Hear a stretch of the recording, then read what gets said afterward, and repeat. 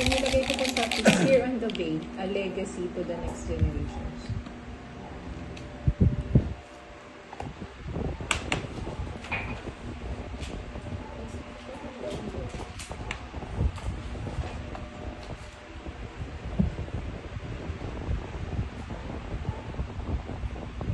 Lord, naalala ko po sa akin. Ang dami kasing testimonies natin. Naaalala ko lang, pinapaalala sa akin. Kami po yung ganito. Kami po yung pinag-pray nyo na ganito.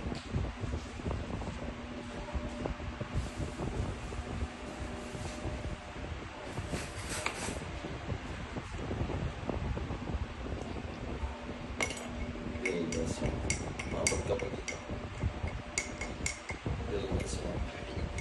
Hindi po. Saan nga ba ito galing? Nakakot dito. Kaya nakaabot sa kanina nga ba ito? Kaya tinalin ko. Di ba? Kaya tinalin ko.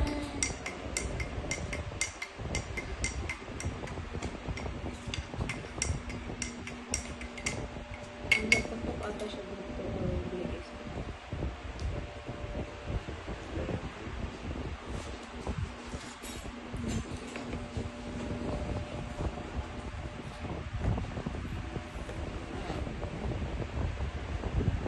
Buildasyon.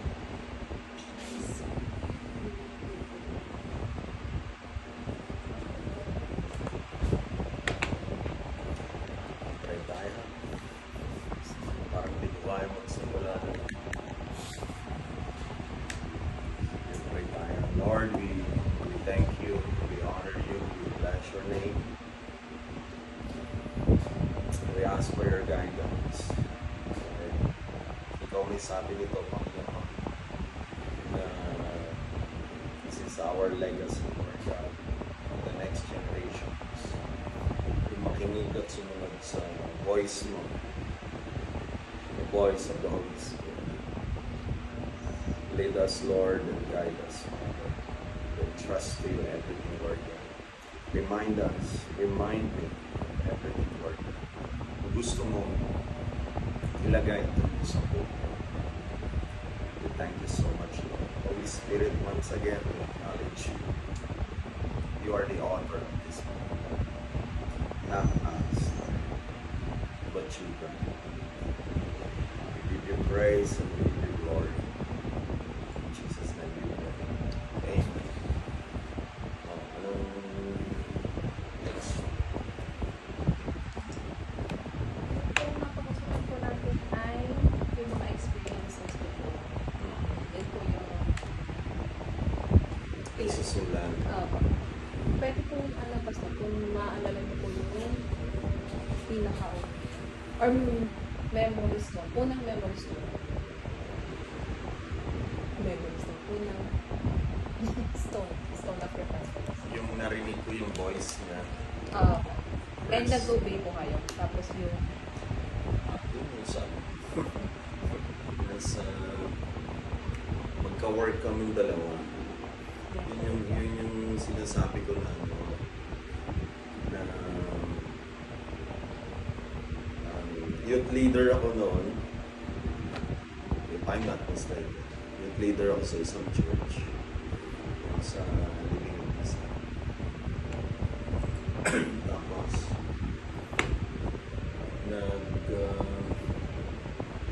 alam kung youth leader ba ako noon o nag-start pa lang akong tumulong sa kanila. Yun ang problema ko. kung ano pa. Siya kasi matalas. 2000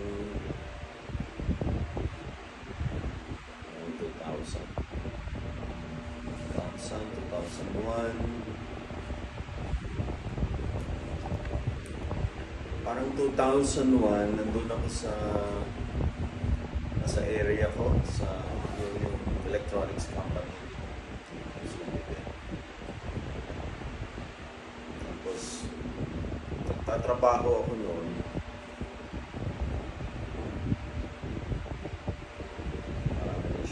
Madaling hindi ko lang ma-recall kung gabi siya o madaling araw na kasi panggabi ako nung time na yun. Tapos narinig ko yung may narinig akong voice na ang sabi niya, "This is not my plan para sa'yo. You have to resign. Meron akong ibang plano sa'yo. At hindi ito." Parang yun yung pagkaunawa ko. First ko narinig yun. Parang very bata ka sa pakikinig. First time. Yun yung pagkaunawa ko. Nasabi niya, basta ang pagkaunawa ko, mag-resign ka dito. Hindi ito yung plano ko sa'yo. May ibang plano ko sa'yo. Tinawag kita. So you have to resign here. Yun yung time na ang plano ko talaga. Tutulong ako sa church. Tapos meron kaming plano din doon sa company na yun. Tumulong sa gawain. Kasi may gawain na doon ng Panginoon. Sa mga Bible study, nag-start na. Tapos yun lang yung plano ko din. Tumulong doon. At the same time, ay pinaka-sideline. Sa sideline ko itong sa company. Tapos tumutulong ako sa church. At tumutulong din ako doon sa gawa. Kaya lang, sad to say, nung pumasok na ako doon sa company nila, unti-unting nawala yung gawain. Yun ang malungkot doon. Nawala yung gawain. Ano naman siya, gradual. Hindi naman siya bigla.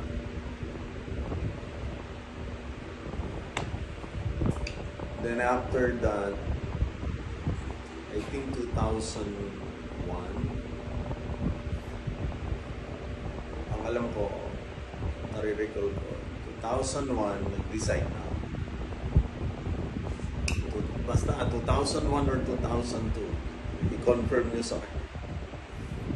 Nag-resign ako, nag-decide na ako, Lord, sige, I will follow you. Mag-resign ako. And then, nag-focus na ako sa church. After that, may nag-offer naman, nag-offer yung main church na may Bible school, ang pinaka-main church sa Quezon City, yung church na yun. So, I grabbed that opportunity, pumasok ko. Sabi nila, pwede daw ako mag-bachelor, 4 years. Sabi ko, ayoko. Kasi, 4 na taon na ako pumasok sa kolehiyo. Ayoko na naman madagdagan.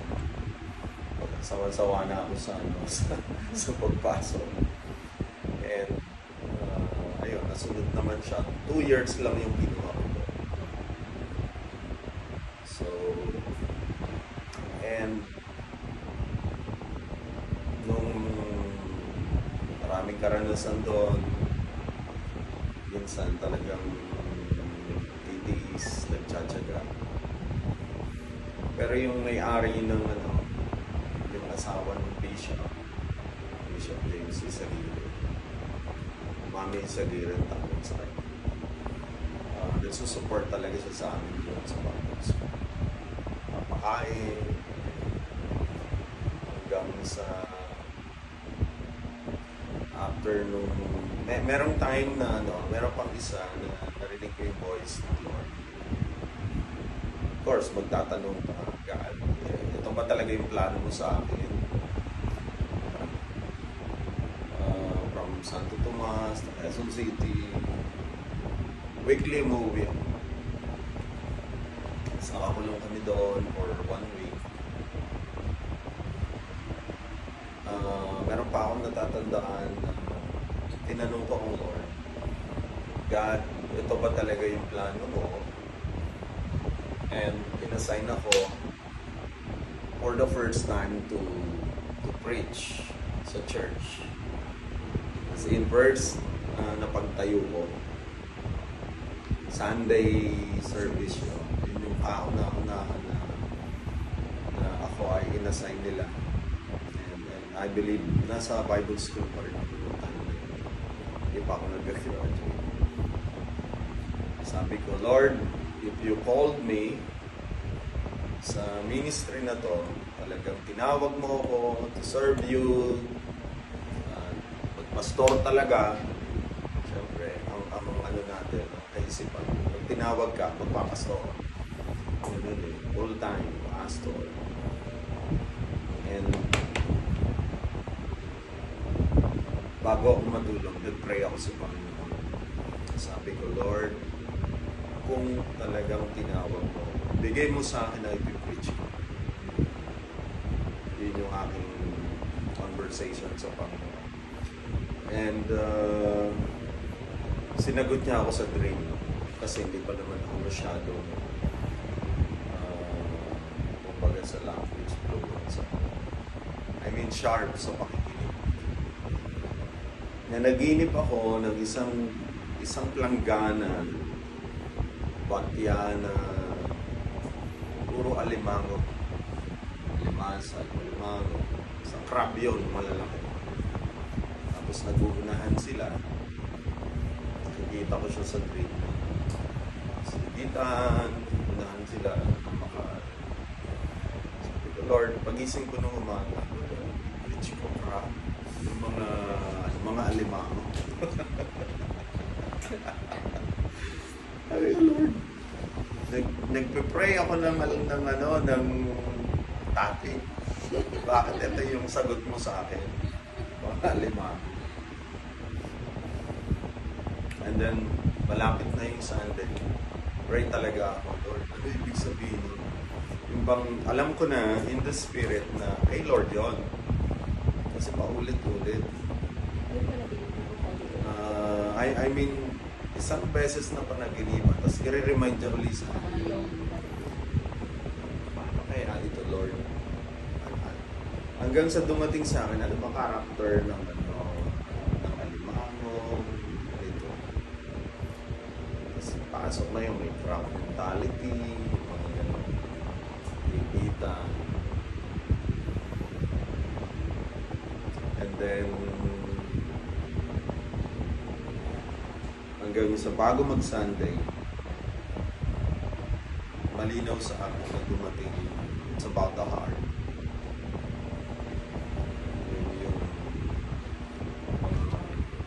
May pusong mababa, may pusong mataas, may pusong nagmamalaki, may mga puso na talagang gusto ay manguna at ibagsak yung iba.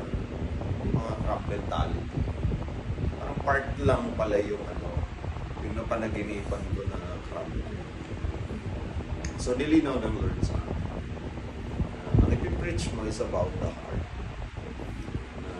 Merong humble heart, merong proud heart.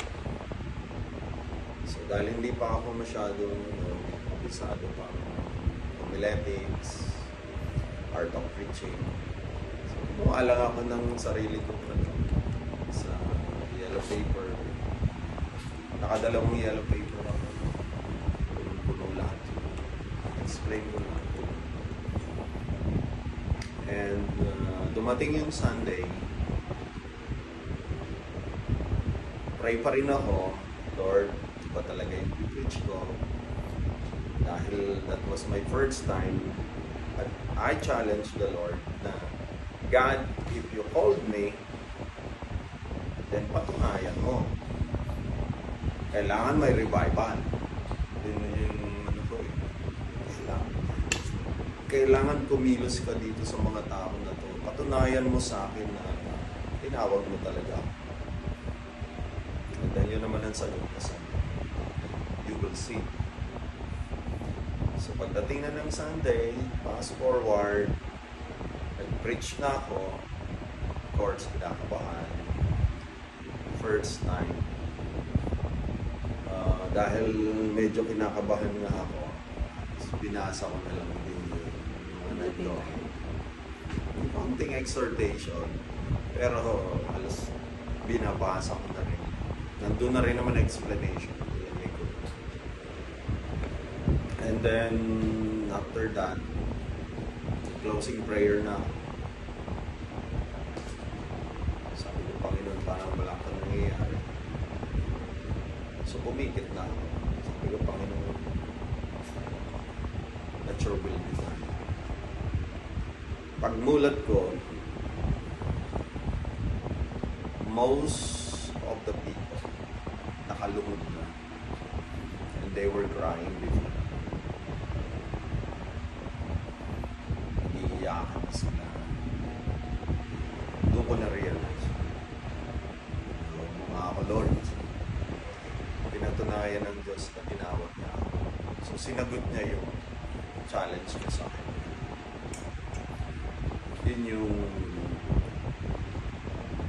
Yun ang nag-trigger sa akin din. Nagbigay sa akin na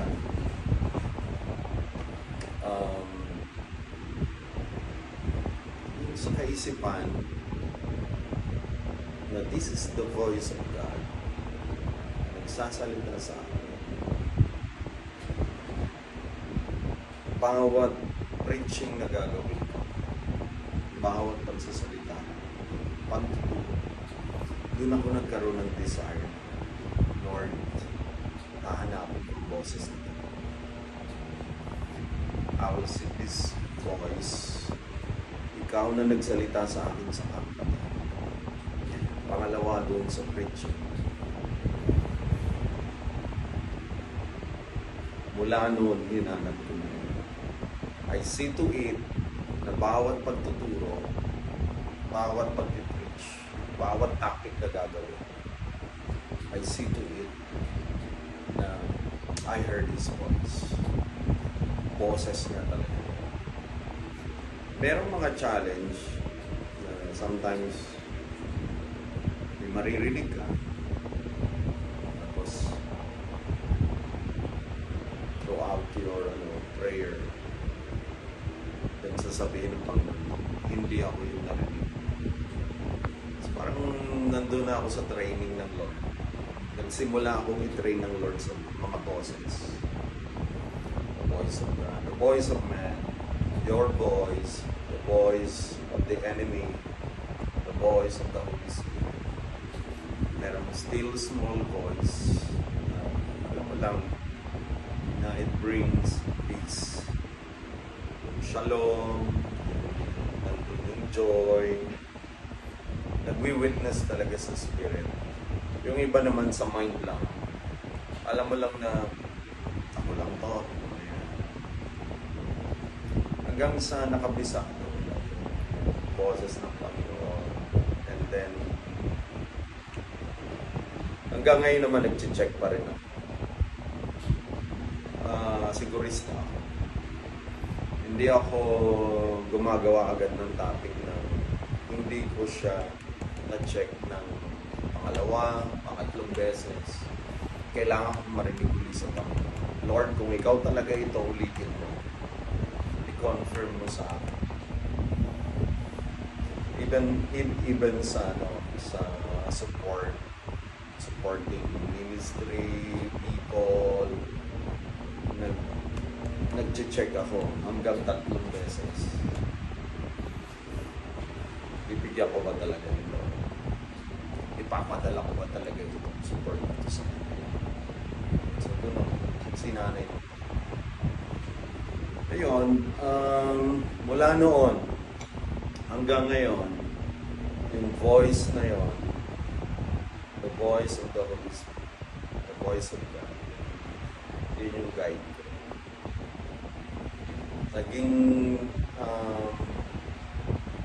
Naging maingat din ako kasi habang tumatagal ka kasi natututunan mo na mandaraya talaga. May deception, may deceiver, the enemy. So kaya mas naging maingat. I-check mo talaga yung voice. Pero yung voice na narinig ko before, Yun yung hinanap ko palagi. Every time na mag-pray ako, mag-aasa ako ng topic, Lord, mag-preach ako sa ganito. I need you. I need your voice. Anong dapat? Anong ituturo? So, ayun yung naging training. Isang training ko dating sa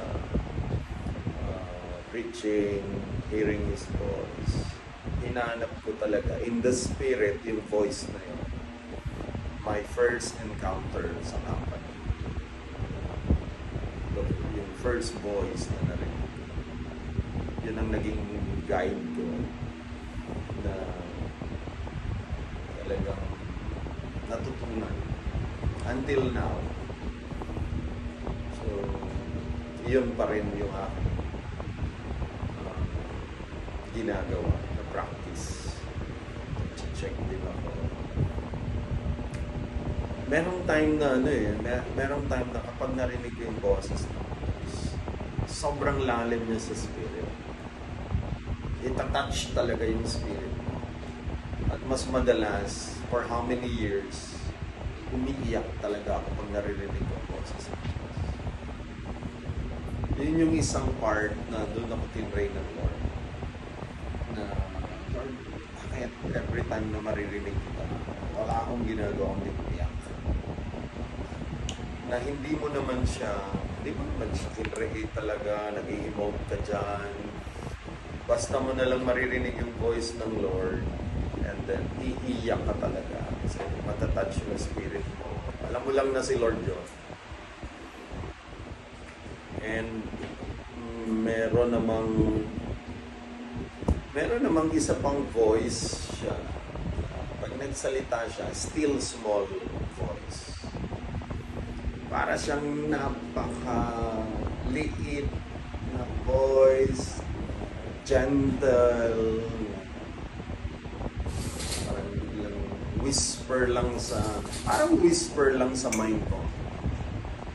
Pero alam mo, sa totoo lang, yun ang pinaka nahihirapan ako na i-distinguish. Yung still small voice. Kasi pwedeng ikaw yun eh. Pwedeng ikaw na nagsasalita sa sarili mo, sa mind mo. Ikaw ba yung Lord? Pero malalaman mo lang, una, ang isang i-check is, ako ba nag-initiate mo? So, hindi naman ako nag-iisip talaga noon. Hindi ko yun iniisip, bakit tumarating? So, pag paulit-ulit na siya,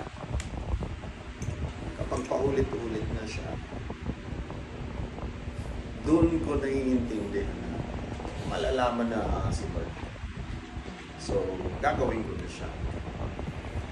Like, pag nag-minister na, may pinapagawa si Lord. Malalaman mo doon sa, kapag ginawa mo na, doon mo palang makakonfirm mo si Lord na. Lalo na pag nagdadrive ka, pag meron kang hindi alam. For example, meron tayong uwi na ako. Alam mo yung still small voice na sasabihin sa'yo, huwag ka dito dumaan. Eh, doon ka dumaan. Minsan hindi mo, yung Lord. Minsan hindi ko susundin kasi iniisip ko, baka ako lang yon. Nung hindi ko na sinunod, traffic talaga doon. Pala nahinig ako doon sa voice na yun, si Lord pala yun. So, sa totoo lang, mas nahirapan ako doon sa still small voice. Pero throughout the years ng pag-obey ko, nasasanay ka na. Mas kabisado ko yung during the time na nag-minister ako. Whether small voice or audible voice. Siyempre, pag audible voice, para ka talagang may kausap. Yung person, parang nagsalita talaga sa'yo. Merong time na gano'n, yung quiet, tinatawag din nila, yung quiet voice, quiet na audible voice din, in the spirit mo siya maririnig. Na parang tao talaga nagsalita sa'yo. Iba rin naman yung audible voice. May audible voice na sa loob mo, sobrang linaw na parang may tao nagsasalita sa'yo. Kasi Lord pala yun, the Holy Spirit. Meron namang audible voice na parang ito, kausap.